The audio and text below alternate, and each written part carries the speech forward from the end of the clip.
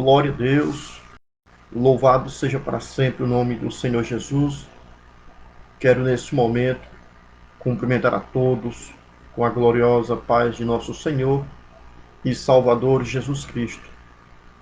Meus queridos, amados irmãos e irmãs, estamos neste momento louvando a Deus por essa grande e maravilhosa oportunidade de estarmos neste momento dando início à nossa escola bíblica dominical. Nossa live EBD é a nossa primeira live do terceiro trimestre deste ano de 2021. Estamos iniciando neste momento. Durante 3 meses estaremos aqui falando, ensinando, tratando desse assunto tão maravilhoso, a qual a lição, a revista desse terceiro trimestre, ela nos traz.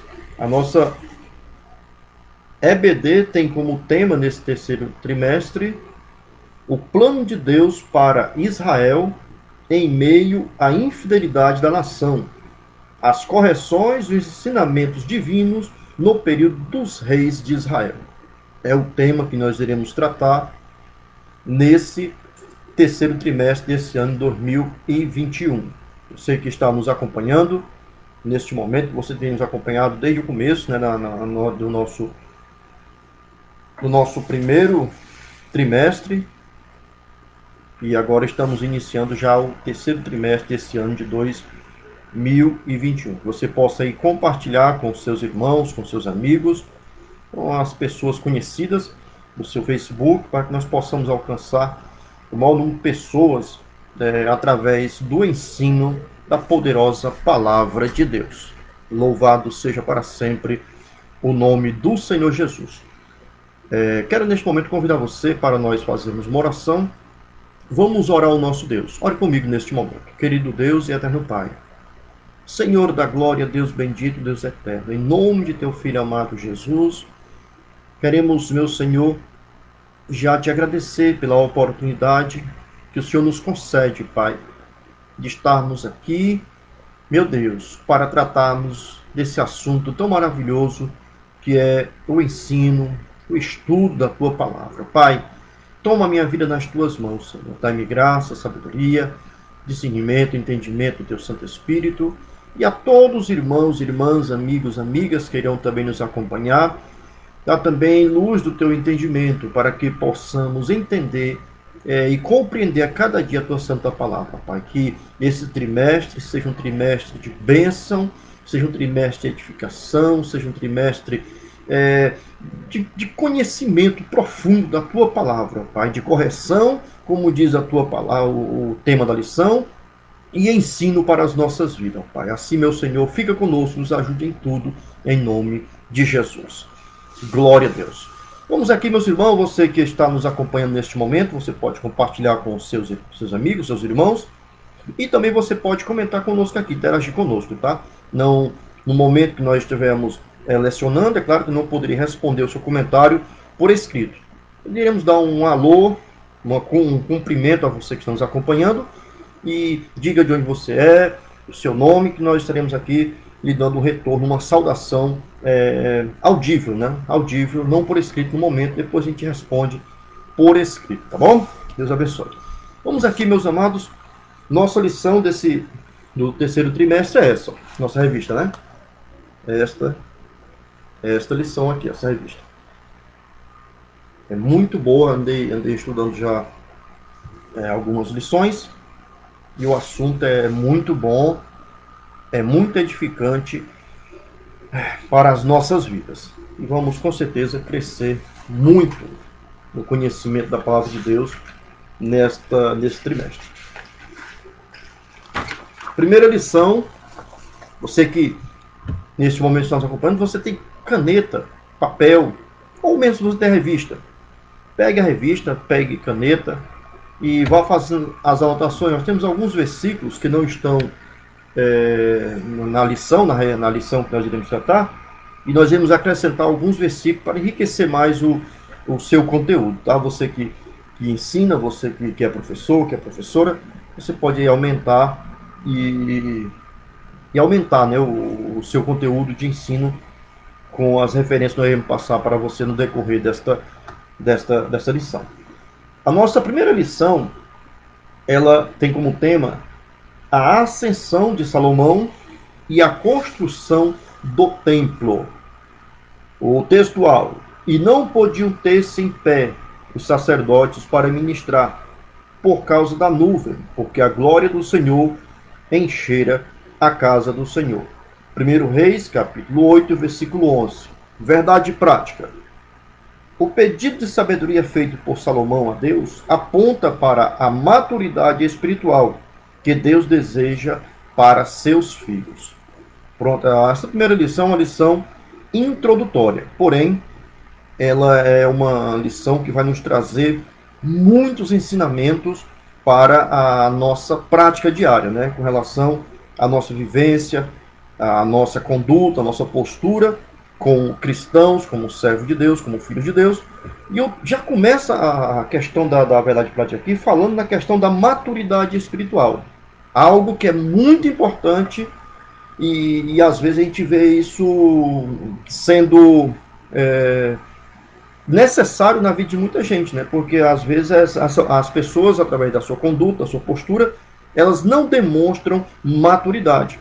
Mas nós iremos aprender neste momento sobre esse importante assunto, esse importante tema, e buscar essa maturidade espiritual, que é muito importante para a nossa vida, para a vida do cristão. A maturidade espiritual, ser uma pessoa madura, ser uma pessoa experiente, ser uma pessoa que tem uma vivência e experiências espirituais para adquirir experiência para transmitir, né? E também para se portar diante de qualquer situações que venham a acontecer em nossa caminhada. Louvado seja Deus. Nós vamos tratar dessa questão da ascensão de Salomão e a construção do templo. Vamos logo para a nossa introdução. Louvado seja Deus. A nossa lição, nossa leitura bíblica em classe, ela se encontra em 1 Reis, capítulo 4, versículo 29 ao 34, capítulo 6, versículo 1, versículo 11 ao 14, que nos diz: e deu Deus a Salomão sabedoria, e muitíssimo entendimento e largueza de coração, como a areia que está na praia do mar. E era a sabedoria de Salomão maior que a sabedoria de todos do Oriente, e de toda a sabedoria dos egípcios. E era ele ainda mais sábio do que todos os homens, e do que Etã, Ezraíta, e do que Emã, Calcol e Darda, filhos de Maol. E correu o seu nome por todas as nações em redor, e disse 3.000 provérbios, e foram seus cânticos 1.005. Também falou das árvores, desde o cedro que está no Líbano, até o isopo que nasce na parede. Também falou dos animais e das aves, e dos répteis e dos peixes. E vinham de todos os povos a ouvir a sabedoria de Salomão, e de todos os reis da terra que tinham ouvido da sua sabedoria. 1 Reis, capítulo 6, versículo 1. E sucedeu que no ano 480, depois de saírem dos filhos de Israel do Egito, no ano 4 do reinado de Salomão sobre Israel, no mês de Zive, este é o segundo mês, Salomão começou a edificar a casa do Senhor.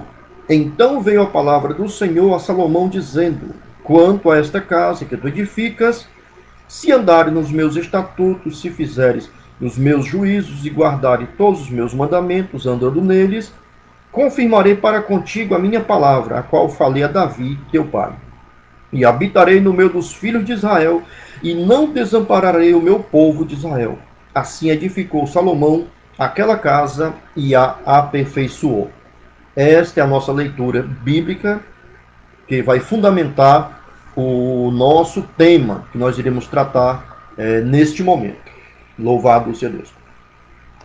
Vamos para a introdução, que nos diz o seguinte: por amor ao rei Davi, Deus permitiu que Salomão estabelecesse um reino sólido, próspero, justo, cheio de glória e poder. Foi durante o reinado de Salomão que Israel atingiu seu apogeu na história. Entretanto, mesmo diante de toda essa grandeza promovida por sua sabedoria, esse destacado monarca se deixou levar por interesses políticos e desejos pecaminosos. Meus queridos e queridas irmãs, irmãos, amigos, nós iremos tratar nesta noite com relação à sabedoria de Salomão. É um dos temas que nós iremos tratar. E Salomão foi um rei que obteve uma grande sabedoria. Isso é conhecido de todos, né? Nós sabemos a história. E nós vemos que essa sabedoria, ela lhe proporcionou muitos benefícios. Lhe colocou numa posição de destaque e lhe deu notoriedade. Ficou conhecido em todos os lugares como o rei mais sábio de Israel. E nós vamos ver aqui que, apesar de tudo, teve os deslizes de Salomão. Teve seus deslizes, né? E uma das coisas que a gente começa olhando para esse contexto, para a trajetória, para a vida de Salomão, a gente começa a refletir sobre a questão da sabedoria. Conhecimento é a mesma coisa que sabedoria? É uma pergunta que eu faço para você, que no final da lição nós iremos respondê-la. É claro que nós iremos aqui apontar, né, nós iremos tratar do assunto, e no final nós iremos responder. Conhecimento é sinônimo de sabedoria? Quem tem muito conhecimento, ele é uma pessoa que tem que ser sábia? Conhecimento é sinônimo de sabedoria? Nós iremos ver, tratar desse assunto, e no final nós iremos responder essa pergunta. Porque às vezes tem pessoas que acham que conhecimento, por a pessoa ter muito conhecimento, a pessoa tem obrigação, ou a pessoa, com certeza, é uma pessoa sábia. A gente vai meditar, medite aí, que no final a gente vai responder. Louvado seja Deus. Por amor a Deus, por amor ao rei Davi, Deus permitiu que Salomão estabelecesse um reino sólido, próspero, justo, cheio de glória e poder. Isso aqui trata-se da fidelidade de Deus. Deus, ele é fiel. Ele promete, ele cumpre. Deus havia prometido a Davi que se o seu filho andasse segundo a sua palavra, guardasse os seus estatutos, obedecesse a sua lei, ele estabeleceria na casa de Davi um reino perpétuo, né? um reino longo. E aqui com Salomão se concretizou, se confirmou essa promessa de Deus na vida de Salomão, porque Deus, ele é fiel. Se Deus, ele nos promete uma coisa, pode ficar na certeza que essa promessa ela irá se cumprir no tempo determinado por Deus. Não é no meu tempo, não é no seu tempo, é no tempo de Deus. Ele foi o reino mais próspero. O comentarista aqui, ele diz que foi no reinado de Salomão que Israel atingiu seu apogeu, seu ápice. Foi o período de maior glória, de maior grandeza, de maior poder, de maior notoriedade de Israel, foi no tempo do reinado do rei Salomão.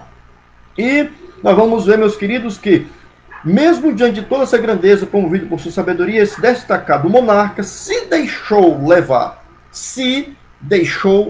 É bom atentar para essa expressão, se deixou levar, por interesses políticos e desejos pecaminosos.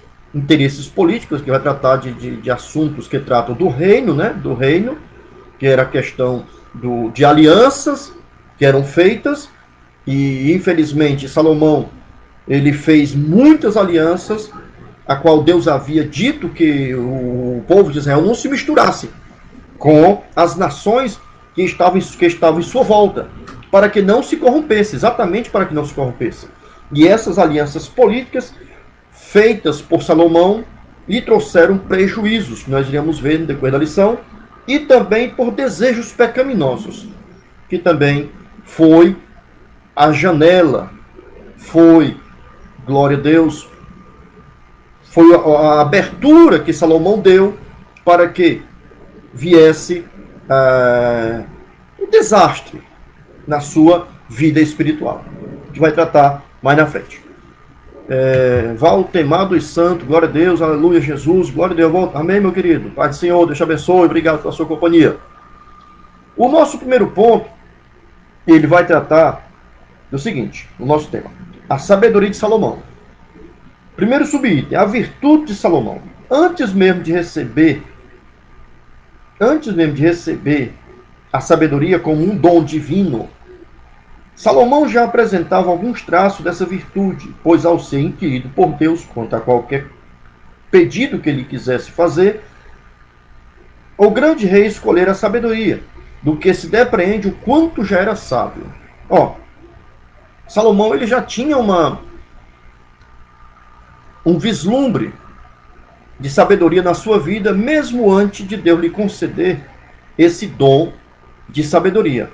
Porque quando nós lemos a palavra de Deus em 1 Reis, capítulo 3, versículo 5, quando Deus aparece a ele e lhe dirige a seguinte pergunta, né? Pede o que você quiser. E Salomão pediu a Deus sabedoria. Ele usou de algo que já era quase, vamos dizer assim, inerente na sua vida. Ele já tinha uns vestígios de sabedoria. E isso é demonstrado através do seu pedido.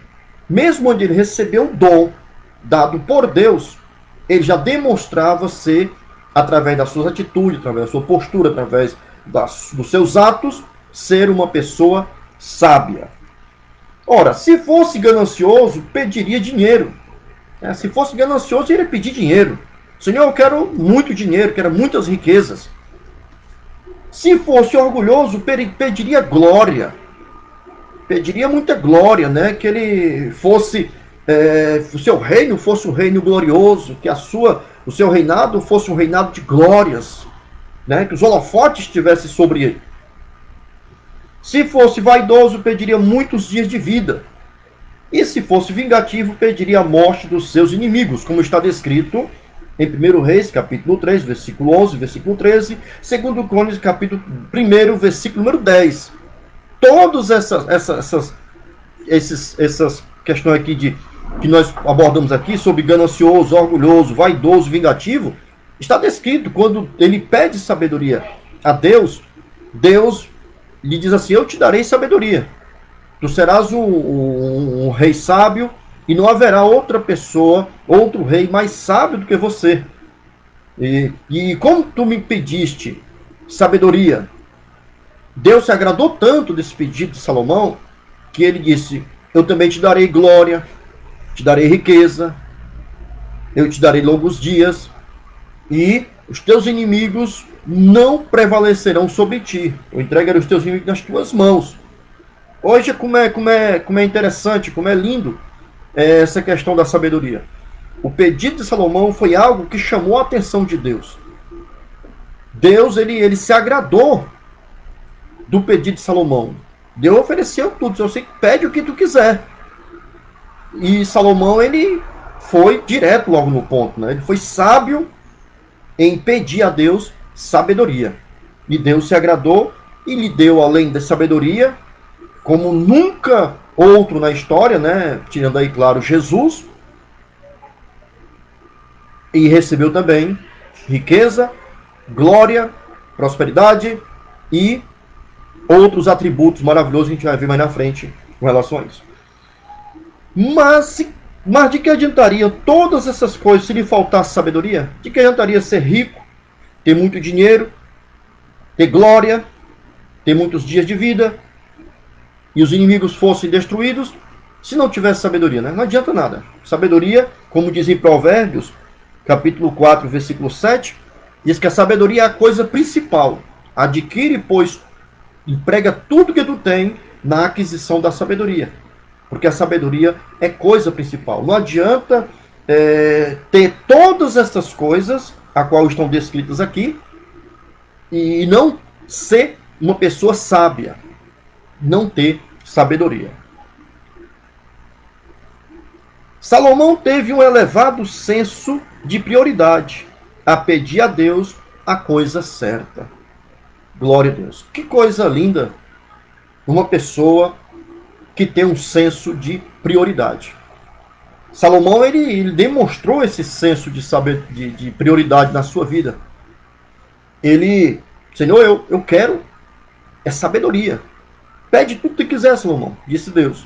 Salomão, eu quero sabedoria. Porque ele viu, ele entendeu, através do seu senso de prioridade, que a sabedoria era prioridade na sua vida para que ele conduzisse a nação de Israel, para que o seu reino fosse próspero, para que ele se houvesse, né, de forma vitoriosa, conquistasse.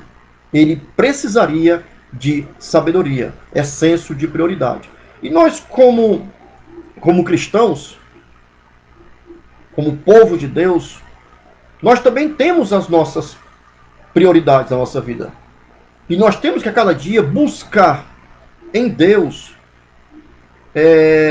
aguçar, tornar mais sensível esse senso de prioridade, para que nada venha inverter posições de prioridade na nossa vida. Primeiro lugar na nossa vida é Deus. Deus, ele é que está em primeiro lugar em nosso coração, em nossa vida, como a sua própria palavra diz, né? Amai a Deus sobre todas as coisas. Deus, ele é prioridade na nossa vida. Nós temos outras prioridades? Sim, temos outras prioridades. Família. Família também tem lugar, né? Não no sentido de primeiro, mas em segundo lugar vem família. Família é importantíssimo. Todos os cristãos, todo mundo, principalmente o povo de Deus, tem que a cada dia entender e compreender e priorizar a família. A família é tão importante que a palavra de Deus nos ensina que se alguém deseja episcopado, excelente obra deseja. É maravilhoso nós desejarmos posições, né, de eclesiásticas, episcopados na nossa vida, servirmos a Deus. Isso é maravilhoso. Mas a palavra de Deus nos ensina que se alguém não tem cuidado da sua família, não está preparado para assumir esses cargos. Porque se não tem cuidado da própria família, como é que vai ter cuidado da igreja de Deus? Assim nos ensina a palavra de Deus. Portanto, a família, ela vem em segundo lugar. Em primeiro lugar, Deus. Em segundo lugar, família. E terceiro, a igreja, né? A igreja do Senhor Jesus. Quando eu falo de família, uma vez um irmão disse assim, não, mas em terceiro lugar vem o trabalho. Não, mas quando a gente fala de família, nós estamos incluindo aqui a questão do trabalho. Porque para mim cuidar bem da minha família, eu preciso trabalhar. Eu preciso trabalhar, eu preciso arrumar meios pelo qual eu possa suprir as necessidades da minha família. Por isso que quando eu falo dessa questão de posições, Deus em primeiro lugar, família em segundo e igreja em terceiro, eu já incluo a questão do trabalho no segundo lugar com a família. Ok? Louvado seja Deus. Muito bem. E nós vemos também Mateus capítulo 6 e versículo 33, né? Que diz, buscai primeiro o reino de Deus e a sua justiça, e as demais coisas vos serão acrescentadas. Louvado seja Deus. Segundo subitem, o sábio pede sabedoria. Provérbios capítulo 19, versículo 20, diz o seguinte, nos ensina. Anda com o sábio e serás sábio. Toda pessoa sábia, ela pede sabedoria. Salomão, como já falamos, ele demonstrava esse traço, essa virtude na sua vida, mesmo onde recebeu o dom. Porque ele tinha a oportunidade de pedir qualquer coisa, mas ele pediu o quê? Pediu sabedoria. Porque a pessoa sábia, ela sempre vai querer aprender mais. É por isso que o provérbio vai nos ensinar e diz que a gente deve não repreender o escarnecedor para que não te aborreça. Repreende o sábio e ele te amará. Dá instrução ao sábio e ele se fará mais sábio ainda. A pessoa sábia, ela pede e busca sempre a sabedoria. Ela emprega tudo, como diz a palavra de Deus, na aquisição da sabedoria. Ela busca sabedoria. Ao pedir sabedoria, Salomão se mostrou um homem humilde. E isso pode ser constatado em uma das respostas que deu ao Senhor.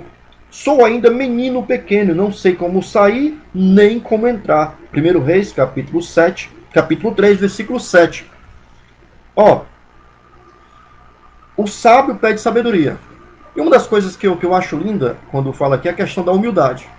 Quando ele chega para Deus e ele pede sabedoria a Deus, ele demonstrou a humildade na resposta que ele deu. Senhor, eu sou ainda um menino. Não sei como sair nem como entrar. Isso é humildade. É alguém reconhecer as suas limitações, reconhecer as suas fragilidades e aceitar. Aceitar. Tem gente que quer ocultar, que quer esconder, porque tem receio de que alguém o menospreze por ele estar reconhecendo a sua fraqueza, reconhecendo as suas limitações. Eu não vejo por esse lado.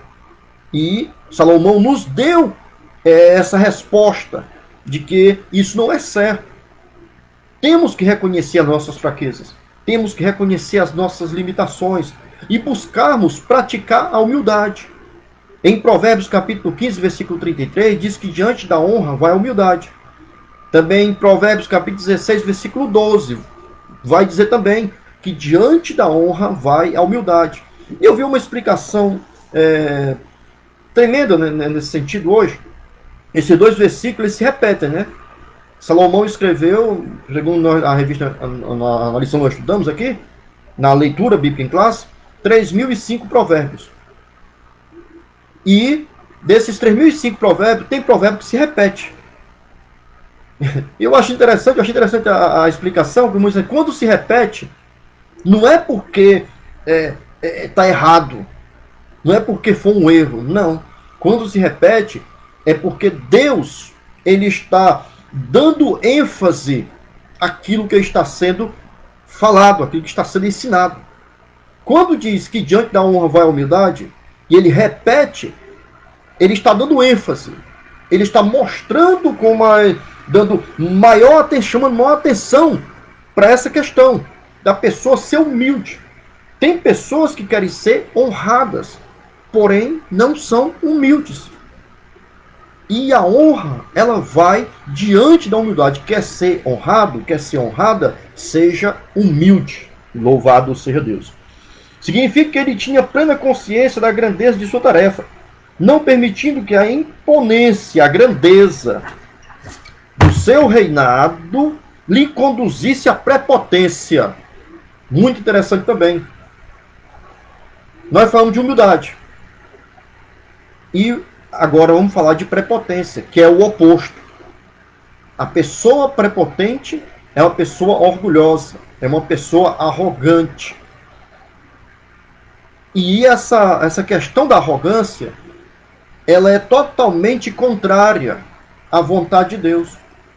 O apóstolo Pedro vai dizer que Deus resiste ao soberbo, ao arrogante, ao prepotente, porém dá graça aos humildes. A arrogância não é bom, prepotência não é bom. Salomão, ele mesmo sabendo da imponência, da grandeza do seu reinado, ele agiu de forma humilde. Ele não foi prepotente, não foi arrogante. Nós iremos tratar mais dessa questão da arrogância, da prepotência mais na frente, do orgulho, tá bom? Terceiro subitem. A sabedoria na prática de vida. Isso aqui é tão lindo. Queríamos ter tempo para nós podermos falar muito isso aqui, porque isso aqui é muito interessante. A sabedoria na prática de vida. Vamos lá. Sabedoria e conhecimento. Conhecimento. O que é conhecimento? Você tem uma ideia de que seja conhecimento? Conhecimento representa as nossas experiências e aprendizagens adquiridos no mundo exterior, no dia a dia. Conhecimento é vamos dizer assim, informações, são experiências, são aprendizagens que nós adquirimos no mundo, no nosso dia a dia, na nossa caminhada. Uma pessoa que tem um certo conhecimento, uma certa aprendizagem, tem muitas informações com relação à vida, com relação ao que aconteceu, o que sucedeu na sua vida, ou o que ele viu, o que ele observou. Tudo isso é conhecimento. Conhecimento é bom. Né? O conhecimento é bom, é maravilhoso. Mas conhecimento, a pessoa que tem muito conhecimento, ela não quer dizer que é uma pessoa sábia. Não, a pessoa ela tem muito conhecimento, ela conhece muito. Porém, a sabedoria ela não se restringe somente à questão do conhecimento. A sabedoria, meus amados irmãos, especialmente a sabedoria que vem de Deus, ela nos dá condição de transformarmos estes conhecimentos, estas aprendizagens, essas experiências, em prática de vida, a fim de mantermos o equilíbrio, a coesão e a justiça. Olha como é linda essa definição. Conhecimento. Conhecimento representa as nossas experiências e aprendizagens adquiridos do mundo exterior no nosso dia a dia, pela nossa vivência, pela nossa vida, pela nossa, né? Isso é conhecimento. E sabedoria é a aplicação, é a transformação deste conhecimento que nós temos em prática de vida, a fim de mantermos o equilíbrio, a coesão e a justiça. Olha como é linda essa questão da definição de sabedoria. Porque às vezes a pessoa pode ter muito conhecimento. Ela pode ser uma pessoa altamente conhecedora de todas as coisas, de muitas coisas, né, na vida. Seja na área social, na política, na saúde, na ciência e em qualquer área. Ela pode ter muito conhecimento, mas a pessoa muitas vezes não sabe aplicar esse conhecimento, nem transformar esse conhecimento numa prática de vida, que leva essa pessoa a ter uma vida de equilíbrio, de coesão e de justiça. E se esse conhecimento ele não resulta nessas qualificações, não é sabedoria. Não é sabedoria. Ok? Louvado seja Deus. E nós vemos aqui, no terceiro subponto, que a prática da sabedoria, né? Ele vai falar, Tiago escreveu em sua epístola que existe uma falsa sabedoria, que se evidencia pela inveja e sentimento faccioso.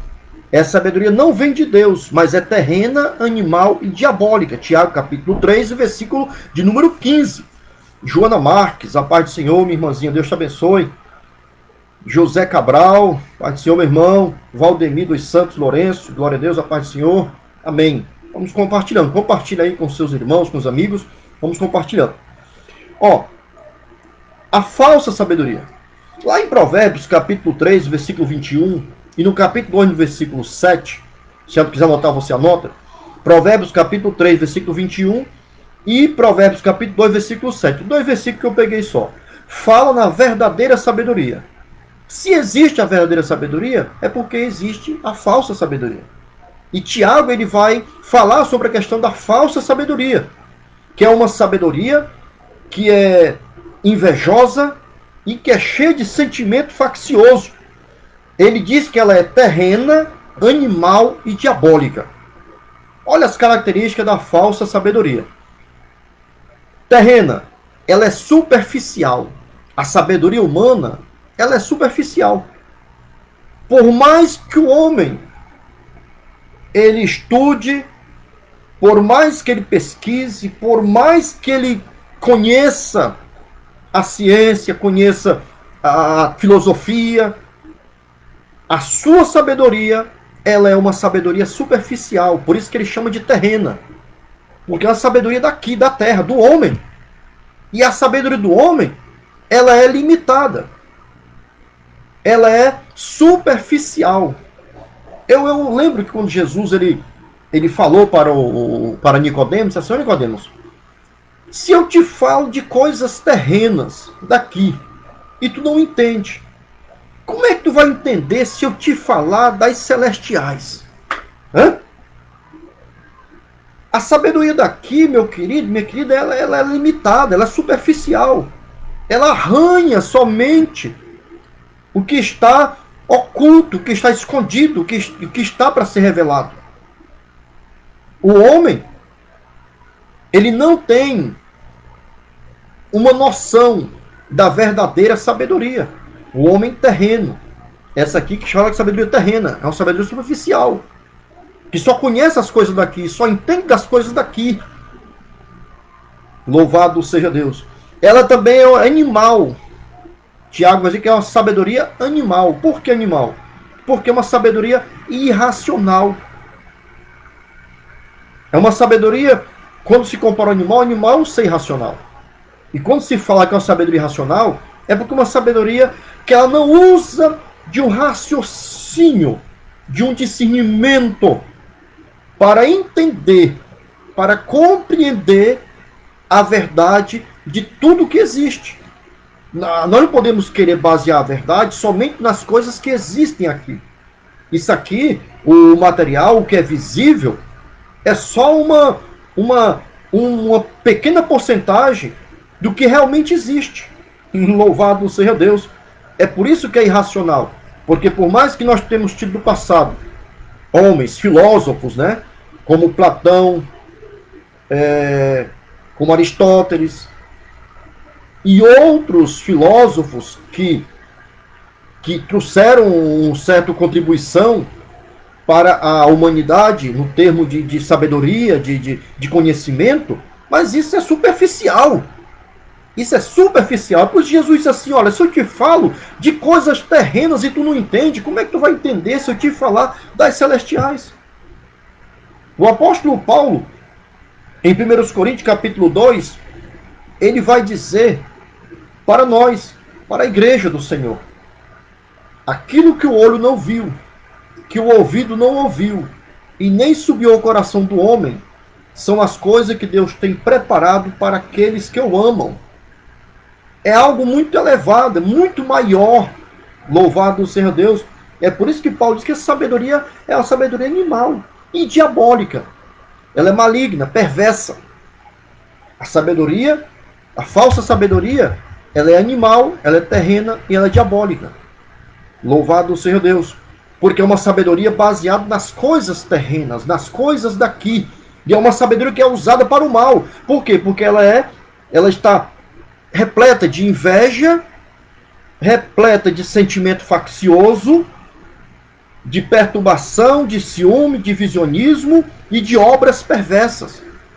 É uma sabedoria maligna. É a falsa sabedoria.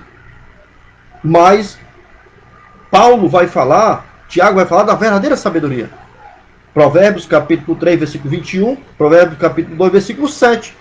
A verdadeira sabedoria. E essa verdadeira sabedoria, ela tem características e virtudes que são totalmente contrárias a essas características da falsa sabedoria. Que é, as características da verdadeira sabedoria. Ela é pura, pureza. É pacificadora. É prudente. Benévola. Misericordiosa. De bons frutos, é imparcial e sincera. Olha que atributos que compõem a verdadeira sabedoria. Enquanto que a falsa sabedoria ela é composta de fundamento, de características ruins, como inveja, como sentimento faccioso, como divisionismo, como coisas perversas, a verdadeira sabedoria ela é dotada, ela tem características maravilhosas, de pureza, de pacificação, de prudência, benevolência, misericórdia, bons frutos, imparcialidade e sinceridade. Isto que é maravilhoso. E é essa sabedoria que nós estamos falando aqui no terceiro ponto, que é a sabedoria na prática da vida. É essa sabedoria que deve ser colocada em prática na vida dos verdadeiros discípulos de Jesus. Nós que somos discípulos de Jesus, nós temos que buscar a cada dia essa sabedoria verdadeira, autêntica, para que possamos viver de acordo com a vontade de Deus. Louvado seja o nome do Senhor. Nosso segundo ponto, a consolidação do poder. A glória do reino de Salomão. O reinado de Salomão não apenas se tornou amplo em termos territoriais, mas foi firmado e estabelecido em paz e justiça.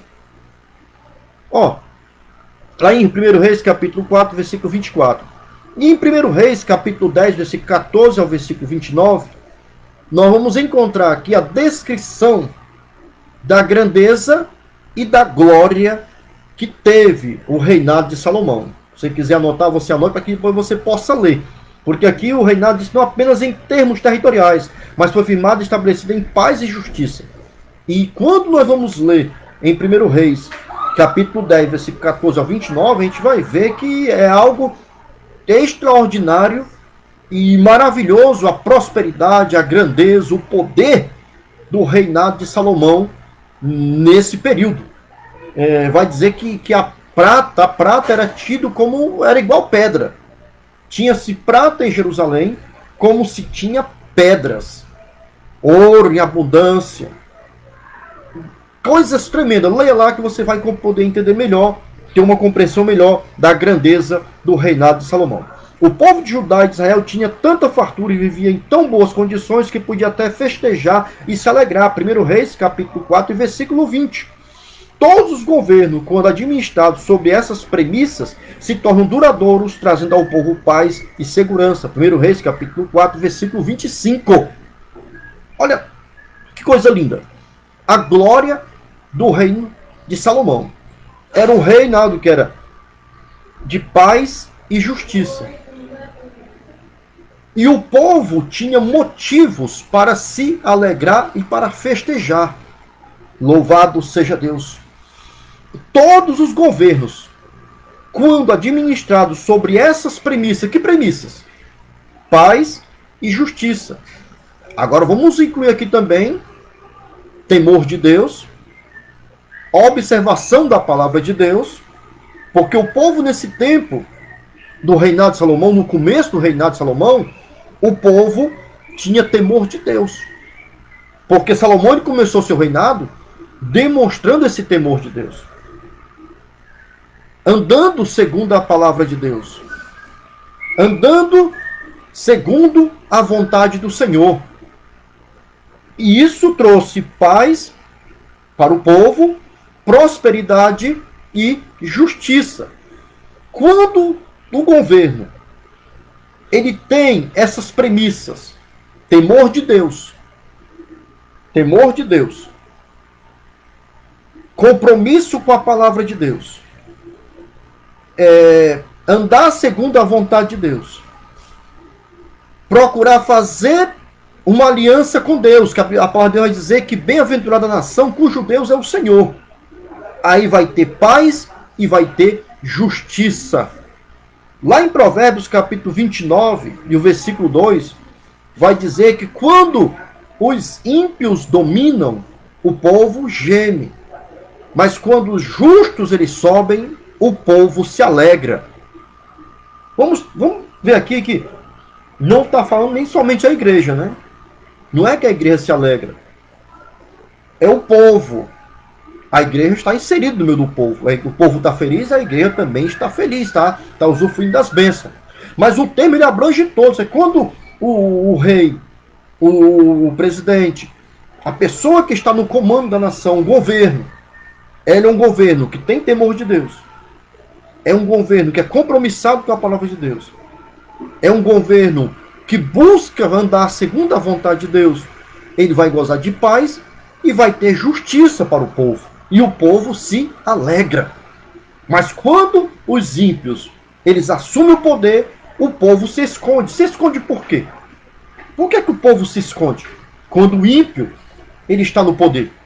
Se esconder aqui quer dizer que a pessoa se ausenta, que a pessoa foge. Porque um governo de ímpio é um governo opressor. É um governo que não tem cuidado para com o povo. E isso traz sofrimento e traz tristeza para o povo. É um rei totalmente diferente. Louvado seja Deus. Segundo subitem, o orgulho precede a ruína. Lá em Provérbios, capítulo 16, versículo 18, diz que o orgulho precede a ruína e a altivez de espírito precede a queda. Quer dizer, quando a pessoa se orgulha, é uma pessoa orgulhosa, uma pessoa prepotente, em seguida vem a queda. Essa pessoa vai cair. Não há como essa pessoa sustentar, porque é um princípio de Deus. A palavra de Deus diz que o orgulho precede a queda. Preceder é vir antes. A pessoa se orgulha, fica prepotente, fica arrogante, mas depois vem a queda. Porque é inevitável isso. É inevitável. Infelizmente, até mesmo os homens mais sábios estão sujeitos à queda quando deixam de temer a Deus e entram por caminhos tortuosos. Para começar, uma pessoa sábia, ela tem que temer a Deus. Por quê que ela tem que temer a Deus? Porque a palavra de Deus diz em Provérbios capítulo 9, versículo 10, que o princípio da sabedoria é o temor de Deus. Ou o temor de Deus é o princípio da sabedoria. É a mesma coisa, né?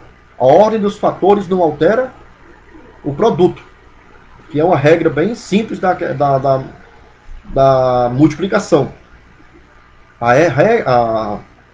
Né? Não tem como. Se a pessoa se orgulha, a queda vem em seguida. Não tem por onde correr. E quando a pessoa deixa de temer a Deus, a gente já vê que não está mais, não é uma pessoa sábia. Quem não teme a Deus não pode ser sábio, porque o temor de Deus é o princípio da sabedoria. Os desvios de Salomão foram chegando aos poucos, à medida que fazia pequenas concessões em seu coração e estabelecia acordos e conchavos políticos que deterioraram sorrateiramente seus valores espirituais. Meus queridos, veja, presta atenção aqui. Os desvios de Salomão foram chegando aos poucos. E os conchavos políticos que deterioraram sorrateiramente. Chegando aos poucos é algo que chega de forma silenciosa, né? Chegar aos poucos quer dizer que a pessoa não chega de uma vez. E sorrateira quer dizer que é algo silencioso, algo que vem de uma forma bem cuidadosa, bem sorrateira, né? Silenciosa, para não espantar. Para não espantar. Aos poucos. Isso é muito perigoso. Salomão, ele se corrompeu, não foi de uma vez, ele não caiu de uma vez. A pessoa entende que fulano caiu, pecou, adulterou, desviou-se de uma vez. Não foi de uma vez. A pessoa já vem em queda livre. Já vem em queda livre. A pessoa que muitas vezes não percebe, não tem uma percepção, porque ela já foi atingida pelo pecado. O pecado já encontrou guarida. O passarinho, ele não somente sobrevoou a cabeça, ele já fez um ninho na cabeça. Mas primeiramente ele sobrevoa, para depois fazer o ninho. E isso vem aos poucos, de forma sorrateira, devagarinho. Em Cantares, capítulo 2, versículo 15, fala das raposinhas, né? Das raposinhas. Raposinha, que depois vai ser uma raposa, mas que elas já começaram a comer a lavoura. Não é porque ela não é raposa grande, que ela não começou a dar prejuízo. Ela começou a dar prejuízo sendo uma raposinha. E depois vai se tornar uma raposa. É aquela velha história da bola de neve. É um negócio pequeno, diz assim, não, mas isso aí não tem problema não. Não, isso é besteira. Não, mas não sei o que, isso aí não quer dizer nada não, não vale nada não. E vai levando. Vai abrindo concessões. Vai abrindo brecha. Vai abrindo espaço. E de repente, o estrago está feito. Foi o que aconteceu na vida de Salomão. Salomão ele começou a abrir essas concessões. Começou a deixar passar, não é coisa pequena, vale nada. Não, não, é uma moabita. É só com ela, eu vou casar só com ela. É uma midianita. É uma. E foi uma eteia. E foi casando. O homem chegou a ter 700 mulheres princesas e 300 concubinas. E a palavra vai dizer que essas mulheres, elas corromperam o coração de Salomão, que não era mais fiel diante de Deus. Não era mais reto diante de Deus. Por causa dessas concessões políticas e pecaminosas. Pecaminosas. Eu tava vendo uma coisa aqui, eu tava estudando hoje a revista, eu tava me lembrando aqui de Gênesis, capítulo 3. Da questão de Eva, né? No capítulo 3 da queda. Na queda. Veja o que a serpente chega para Eva e diz assim, olha, de todas as árvores do jardim que tem aqui, vocês não podem comer. Deus havia dito que eles poderiam comer das árvores. Mas só Deus restringiu apenas 2 árvores que não podia comer. Mas a serpente, de todas as árvores, você não pode comer. Uma pergunta capciosa. Depois a mulher disse assim, não, ele disse que nós não podemos comer todas as árvores, não podemos comer da árvore do conhecimento do bem e do mal. Porque se comermos, nós vamos morrer. A serpente disse assim, não, vocês não vão morrer de jeito nenhum se vocês comerem. É contradizendo perguntas capciosas e afirmações capciosas também, que iam contra a ordenança de Deus, iam contra o que a palavra de Deus foi dita para eles, foi dirigida a eles, é que eles não comessem, porque eles iam morrer. E a serpente disse assim, não, de modo nenhum vocês irão morrer se vocês comerem. Era contra. O diabo ele está aí fazendo isso com todo o tempo, irmãos. Todo o tempo. Tentando introduzir coisinhas pequenas, contradizendo a palavra de Deus, mas não, mas você pode fazer isso aqui, não tem problema não, não tem nada a ver, não tem nada a ver, não, isso aqui não vale nada, não, isso aqui pode, que nada, meu querido. Nós temos que olhar para a palavra de Deus, nós temos que obedecer a palavra de Deus, não temos que cair na lábia do inimigo, ou de falsos profetas, né? De falsos pastores, que muitas vezes querem induzir a fazer aquilo que vai contra a palavra de Deus. E isso é muito perigoso. Isso é muito perigoso. E a gente vê isso aqui acontecendo na vida de Eva. E Salomão enganou-se a si mesmo pela ganância e pela sede de poder que deixou invadir seu coração. Todavia é importante destacar que isso não aconteceu no início do seu reinado. Essa degradação de valores começou conforme Salomão permitia que pequenos desvios assumissem proporções gigantescas. Olha como é perigoso isso. À medida que a gente vai abrindo concessões, isso vai se tornando algo maior. Começa pequeno e vai crescendo, crescendo, crescendo. De repente, tomam proporções gigantescas, onde não podemos mais controlar. Eu vendo Gênesis capítulo 4, versículo 7, quando Deus fala para Caim, olha, se você fizer o bem, não haverá aceitação para ti, porém se fizeres o mal, o pecado jaz à tua porta. O seu desejo é te dominar, mas é você que deve dominar sobre ele. Esse versículo aqui, desse o pecado jaz à tua porta, ou está à tua porta, ele tem uma figura bem interessante. Eu ouvi uma explicação um tempo, achei bem interessante. É como o pecado é como uma fera, é como um animal feroz, é como um tigre, um leão, vamos supor, em que ele fica de tocaia para pegar a presa. O pecado, ele age desta maneira. O pecado, ele faz tocaia. O pecado, ele age de forma que a pessoa fica como uma presa. Ele é como um animal feroz. E quando ele chega, ele dá o bote. Se a pessoa não vigiar, a pessoa cai no laço. E é dominado por esse pecado. E é dominado por ele.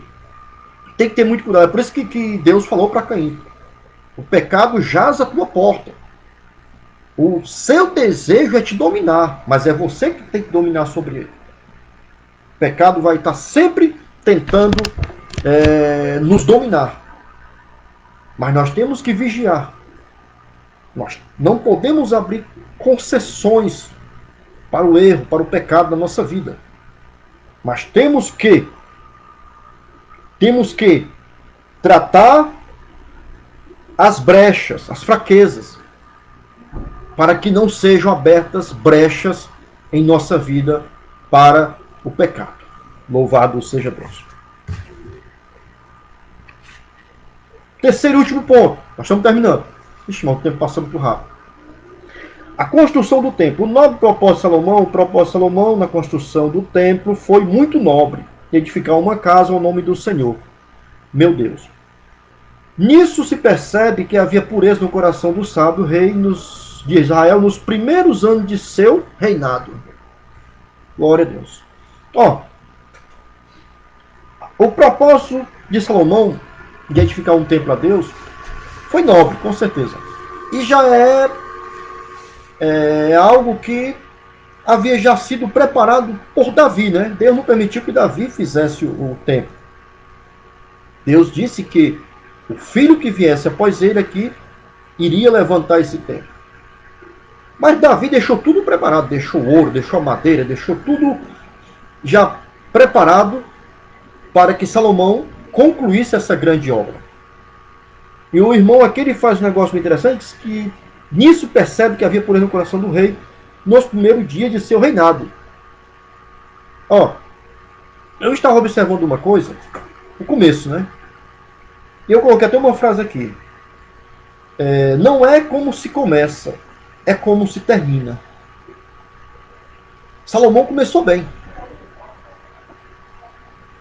Ele começou de forma espetacular.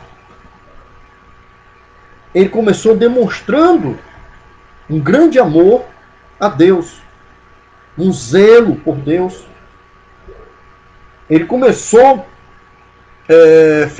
construindo esse templo e de uma forma excelente, né? Excelente. Porém, Jesus ele diz em Mateus capítulo 24, versículo 13, algo que vai nos exortar, nos dar um choque de realidade. Ele diz: aquele que perseverar até o fim, esse é que será salvo. Não é como se começa, mas é como se termina. É por isso que acho que Abacuque ele vai dizer: Senhor, aviva a tua obra no meio dos anos. Porque no começo é tudo fácil. Começo, né? Tudo é fácil, tudo é início e tal, e vai dando certo. Mas o segredo, o desafio maior está no percurso do meio para o fim. Nós temos que a cada dia buscar Deus, pedir misericórdia a Deus, para que Ele nos ajude, para que Ele nos dê graça, nos dê força, para nós não desistirmos no meio da caminhada, para nós não pararmos no meio do percurso. Porque o prêmio, a salvação, a recompensa, a coroa, é para aquele que perseverar até o fim, não é para aquele que desiste no meio do caminho. Não é para aquele que começou bem, começou maravilha e tal, e de repente parou, fraquejou, desistiu no meio da caminhada. Não, o prêmio não é para essas pessoas. O prêmio é para aquele que perseverar até o fim. Olha o que o apóstolo Paulo nos ensina na sua segunda carta a Timóteo, capítulo 4, versículo 7 e versículo 8. Ele vai dizer: combati o bom combate, acabei a carreira, guardei a fé. Desde agora a coroa da justiça me está guardada, a qual o Senhor justo juiz me dará naquele dia. E não somente a mim, mas a todos quanto amarem a sua vinda. Olha que lindo. Combati o bom combate. Combate no começo. Comecei, meio e agora no fim. Acabei a carreira no fim, mas guardei a fé. Não é como começa, meu querido, minha querida. A diferença é como termina. É como termina. É como o irmão Paulo vai dizer assim, não é para quem corre,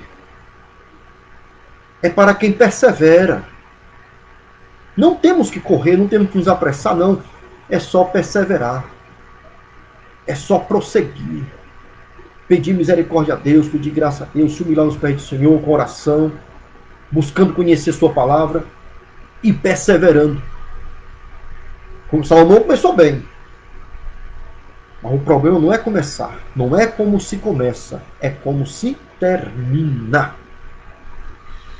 Na construção do templo foram empregados diversos materiais de alto valor, tais como cedro, dolino e muito ouro. Todo o templo foi revestido de ouro. O lugar santíssimo teve as paredes, o teto e o piso revestidos de ouro puro. Salomão queria demonstrar seu imenso amor a Deus, edificando uma morada de altíssima qualidade e excelência. Maravilha! Maravilha, né? Glória a Deus!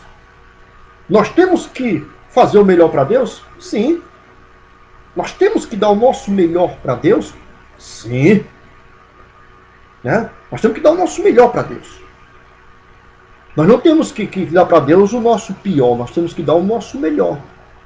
Dentro de nossas limitações, dentro de nossas fraquezas, dentro de nossas... todo ser humano é falho, é imperfeito, nossas imperfeições, nós temos que dar o nosso melhor para Deus. Concordo plenamente. Davi, lá em 1 Crônica, capítulo 21, versículo 24, ele demonstrava isso. Quando ele foi oferecer um sacrifício, e chegando lá, comprou no monte, né? E um homem lá, que eu não lembro o nome nesse momento, Araúna, ele disse assim: Davi, é o seguinte, está aí o novilho, está aí o altar, está aí as madeiras, a lenha, pode oferecer o sacrifício a Deus, eu dou tudo de graça para ti. Davi disse assim: não, senhor, eu vou pagar, porque eu não oferecerei holocausto nem sacrifício a Deus que não me custe nada. Nós temos que dar o nosso melhor para Deus? Temos, sim. E Davi disse: não vou oferecer a Deus aquilo que não me custe nada, não. Eu quero oferecer a Deus aquilo que me custe alguma coisa. Aquilo que exige o meu sacrifício, que exige o meu esforço. Aí me deu, eu vou para repassar, não, eu quero comprar. E assim ele fez. Nós temos que oferecer o nosso melhor a Deus, temos que oferecer o nosso melhor, com certeza. Ó, o templo do Espírito Santo. Essa visão de Deus centrada no templo é uma forte característica do Antigo Testamento. Mas com a redenção do homem, efetuada por Cristo na cruz do Calvário, a morada de Deus passa a ser o próprio homem regenerado. A morada de Deus, naquela época, é claro que é apenas ali uma alusão, porque o próprio Salomão reconhecia isso assim: o que é esta casa? Para o Senhor habitar, para o Senhor morar, porque o céu, nem o céu dos céus podem te conter. Imagina esse templo. Salomão tinha essa visão. de que Deus não iria morar naquele templo. Mas era uma forma, louvado seja Deus, da igreja se reunir, do povo se reunir para adorar a Deus naquele lugar. Por isso chamava Casa de Deus.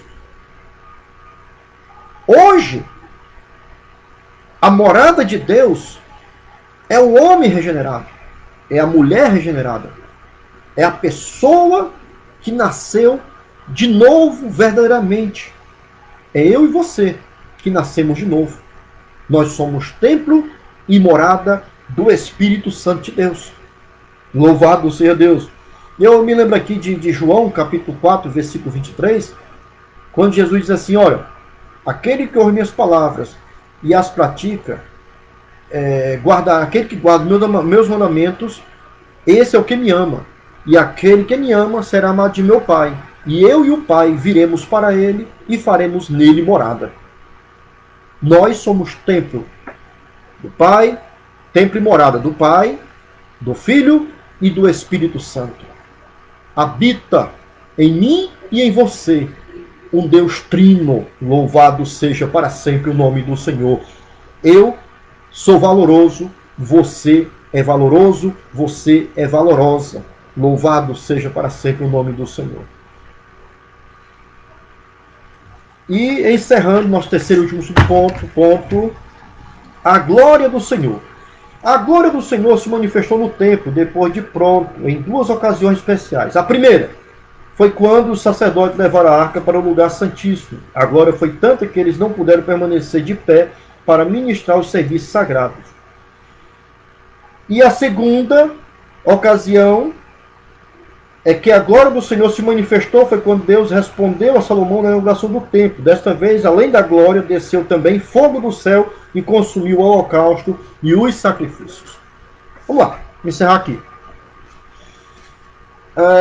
A glória de Deus. Vamos lá, o Shekinah, né? A Shekinah de Deus. A glória de Deus, naqueles dias de Salomão, no Antigo Testamento, fala que na inauguração do templo, em que a arca foi colocada no lugar santíssimo, a glória de Deus encheu a casa. E os sacerdotes não puderam ministrar por causa da glória do Senhor que estava naquele lugar. E também a segunda manifestação da glória de Deus foi quando Salomão quando o Senhor respondeu a oração de Salomão na inauguração do templo, em que a glória do Senhor encheu a casa e também desceu fogo do céu e consumiu o holocausto. Shekinah de Deus, a glória de Deus, no Antigo Testamento. Hoje, no Novo Testamento, a glória de Deus, ela de forma diferente. Pode acontecer de Deus derramar uma glória, um fogo descer do céu, ou uma fumaça encher a casa? Pode. Com certeza pode. Mas, segundo a palavra de Deus, a glória de Deus é manifestada quando a igreja do Senhor, o povo de Deus, se reúne e acontece o que está escrito aqui em João, capítulo 4, versículo 23. Que diz? Olha o que diz João, capítulo 4. João, capítulo 4, versículo 23 e 24. Diz o seguinte: porém a hora vem, e agora é, em que os verdadeiros adoradores adorarão o Pai em espírito e em verdade, porque o Pai procura tais que assim o adoram. Deus é espírito, e importa que os que o adorem em espírito e em verdade. A glória de Deus, ela se manifesta na nova aliança através da adoração da igreja. Quando a igreja ela adora verdadeiramente, ela se coloca, né? Todo crente se coloca como verdadeiro adorador. Deus ele anda à procura. E quando ele encontra os verdadeiros adoradores, o adorando em espírito e em verdade, aí ele manifesta a sua glória, a sua presença, o seu poder na vida do povo da igreja. Glória a Deus. Esta é a glória do Senhor no Novo Testamento. É claro que temos outras definições, mas o que eu encontrei, eu quero deixar para todos nós, é esta. Em João capítulo 4, versículo 23 e o versículo 24. Em que Deus busca os verdadeiros adoradores que o adoram em espírito e em verdade. Deus em Cristo vos abençoe. Uma ótima noite. Estamos de volta no próximo sábado, a partir das 19 horas, com mais uma aula EBD. Se você quiser nos acompanhar no nosso canal YouTube, é também José Modan Servo. A mesma coisa do nosso na plataforma Facebook, tá certo? José Modan Servo também lá. Você vai lá, se inscreve, ativa as notificações e você acompanha lá os nossos vídeos também. Temos lá também outros estudos que você pode acompanhar também lá e ser edificado em nome de Jesus. Deus abençoe, ótima noite a todos, ótimo final de semana, em nome de Jesus.